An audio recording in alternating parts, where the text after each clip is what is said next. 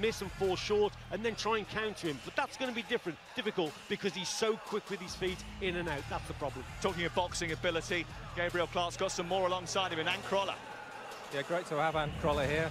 The reason for the little delay now is Conor McGregor apparently is over the road just getting changed, so we're expecting the Irishman imminently.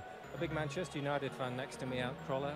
This atmosphere, dare I say it, is better than Old Trafford at times last season at home? Maybe sometimes at Old Trafford, maybe, but nothing like United away support. But no, this is very special. I think the only thing close to this is some of the weigh-ins we used to see for Ricky Hatton when he'd take over 30,000 Mancunians or Brits to a fight, and you'd see the weigh-in, but the door crowd in the weigh-in. But this is unbelievable, unbelievable. I mean, obviously, it's the fight the world wanted to see, is clearly what Mayweather and McGregor camps are telling us. Just why do you think that is? What is it that has really captured the imagination about this? I think it's the old boxing versus MMA. The unknown. That's it, it's the unknown. And you see it today, there's so many people, t-shirts, boxing versus MMA, and everyone's got their own opinion. Obviously me personally, I think boxing wins and wins every day of the week, but I think people are forgetting it's an MMA fighter going into a boxing ring under the Queensberry rules, and it's going to be very, very tough for him. What do you make of those? And there have been a few, obviously, in the boxing world who don't like this, don't like the idea of it at all, don't think it's good for the future of boxing. Listen, I understand that, and I also understand the fact that people say this should not be allowed. You're talking about one of the greatest fighters ever, fighting a guy who's yet to have a professional fight, and I understand their point. What I'd like to say, though, at the same time is the amount of viewers that this fight is going to get, the amount of eyes that are going to be watching it, and if just a fraction of them stay tuned into boxing after this event, then it's a good thing. Dare I say it, though, that if McGregor was to win, the credibility of boxing as a sport will have been damaged, won't it? That is the risk, because you're talking, like I just said, one of the best fighters that's ever laced the gloves, loses to a guy who's never had a professional fight, and as big as the McGregor fan I am. Принес сюда свой школьный ранец! Нахера тебе школьный рюкзак? Ты же даже читать не умеешь! 40-летний... To a degree, anything can happen in sport. I know he's building the jeopardy of the fight. Do you see it as a formality, or are you a little bit more circumspect? Listen, I've got to be honest, I see it as a formality, and Floyd ends the fight when he wants. I mean, people will say, what happens when Conor lands, if he lands? But Conor's been it off Canelo, Floyd's been it off Canelo, he's been off Shane Mosley, Madonna and so on. And I know he's got a little bit older, but it's very hard to make a case for McGregor in a boxing ring. We're good to get your opinion on tomorrow night, because I know you obviously have followed Chris Eubank Jr.'s career very closely. You're going to be with us as well on ITV Box Office. But you know Arthur Abraham, don't you? You've watched him at very close quarters. Yeah, I've been up close, you know, speaking to Yuri, Arthur's trainer, and he says Arthur Abraham, he's looking as good as for this as what he has in a good few years, and that's exciting to hear. Not for Chris Eubank Jr. Not for Chris Eubank Jr., but at the same time, speaking to Junior before, he looks in great shape, he always does. He seems in a good place mentally, and he likes the challenge, and there's a very lot at stake with what the winner goes on to do here tomorrow night. Yeah, you mentioned obviously Paul Smith. He defeated Paul Smith in those two fights. He's obviously been in as well with some major names, Froch, Kessler, Ward. How much is that experience going to count for tomorrow night against a fighter in Eubank Jr. whose CV is nowhere near as good as that?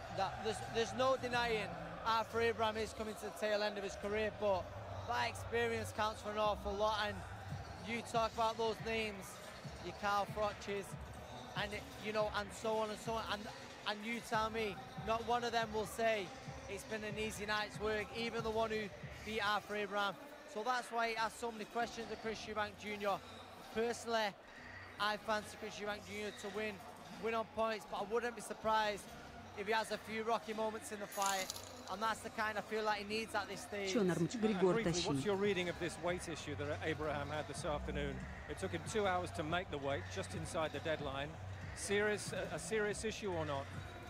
When I was here and he was just under 2 pounds over, I thought there's no way he can lose that. But then I looked at him and I thought he doesn't look dry in any way.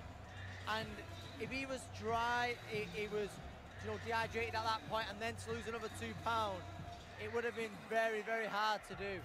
And he managed to do it. So I don't see it's weakened him too much. Listen, it's not ideal, but I genuinely believe, and I heard that he was on weight all week, and I genuinely believe he's just been going off scales, and he's gone off the wrong scales, and they've not matched up, and that's what I believe.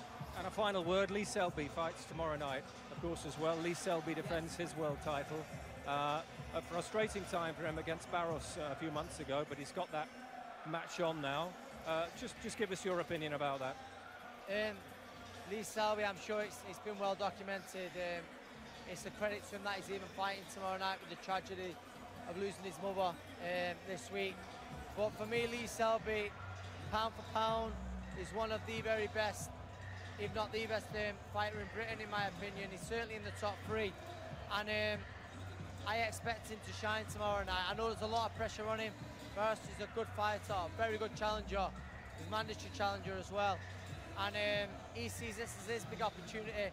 But I see, speaking to Lee before, he looks well after the weigh-in, a huge, huge featherweight.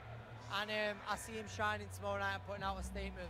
And do you see the possibility of Carl Frampton? I think that's what Lee would love next. Yeah, I certainly do. And it'd be a great fight, the Battle of Britain, between 2 of the very best featherweights in the world. I know Carl's got his own business to take care of, but I'm sure it's the fight he'd welcome, and I know it's the fight that Lee wants. It's certainly, if I could pick any fight between 2 British fighters, that might just be it. Ready for the show? I am, I can't wait. Let's bring it on. Back to Sam. Tomorrow night's show looks pretty good as well. These guys in here this evening waiting for Conor McGregor and Floyd Mayweather Jr. We're waiting for Chris Eubank Jr. and Arthur Abraham tomorrow night. There are belts on the line in all of our live fights as we build towards that big matchup. Around about 10:30 they should be in the ring, undoubtedly the champion's biggest test. And a reminder of exactly how you can get hold of all of that by going to our website at itvboxoffice.com. Well, Sheffield's Kid Galahad is the first into the ring tomorrow night. And when you look at some of the other fights, I mean, this is another big one. 6:30, it's getting us started. It's the vacant IBF Intercontinental Featherweight title. Kid Galahad from Sheffield against Mexico's Jose Cayetano. And he weighed in at 125 pounds, 4 ounces. He says he's ripped and ready to go. And this guy, Kid Galahad, as he says himself, you bring your popcorn to watch. Yeah, I really rate Kid Galahad. He's got some lovely skills. He was very good down at Super Bantam, wasn't he? He was a former British, Commonwealth and European Super Bantamweight champion.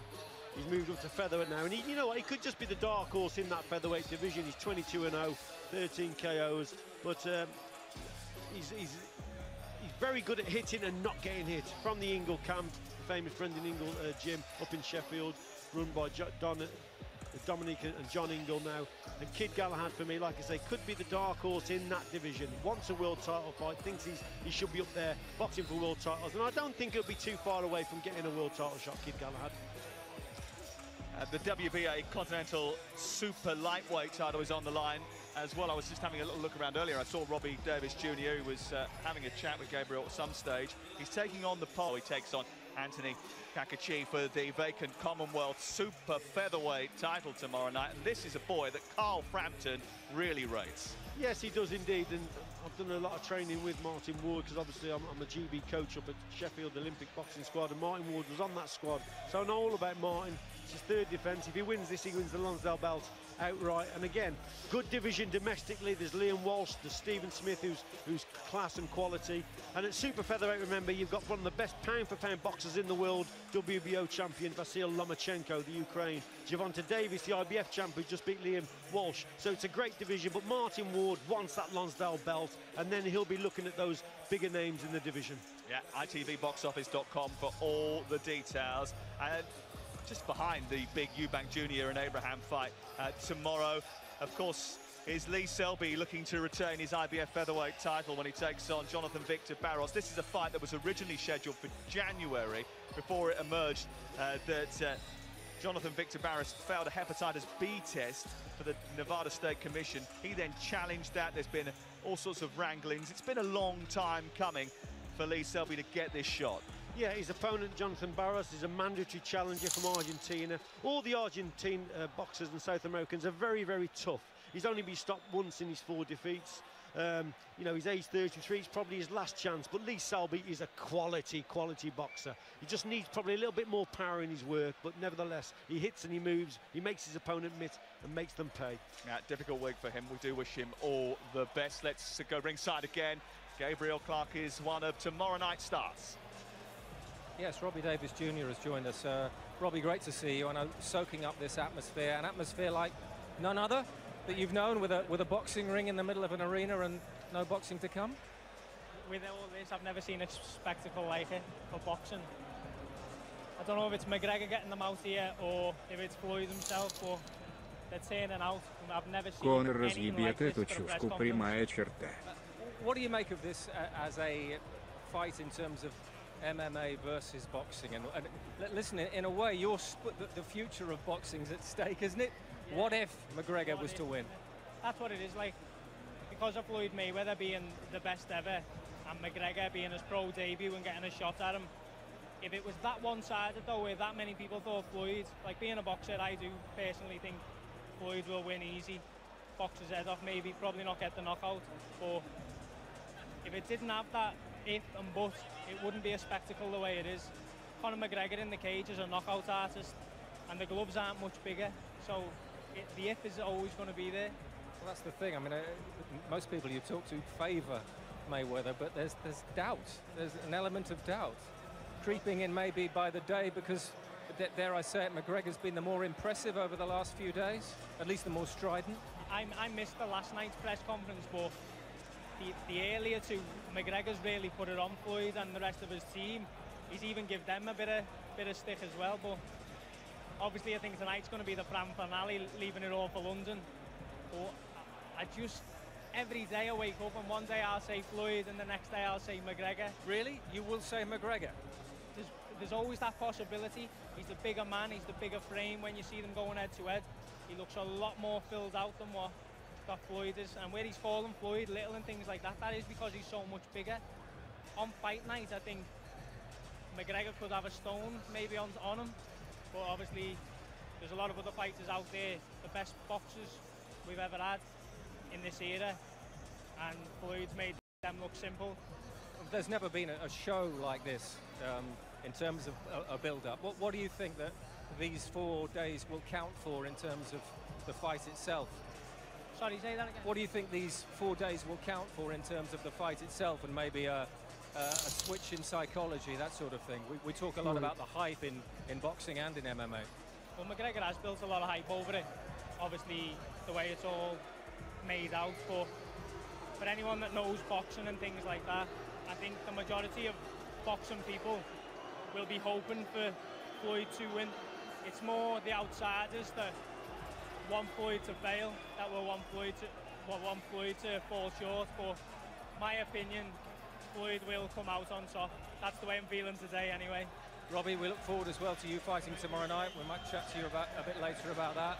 But you get the sense in the arena that something is brewing and that the protagonists are close to arriving. Yeah, we've been getting that sense for a little while, haven't we? But the tension is rising inside the SSE Wembley Arena. And it's not long now before we see these two giants of combat sports. The man who is 49 and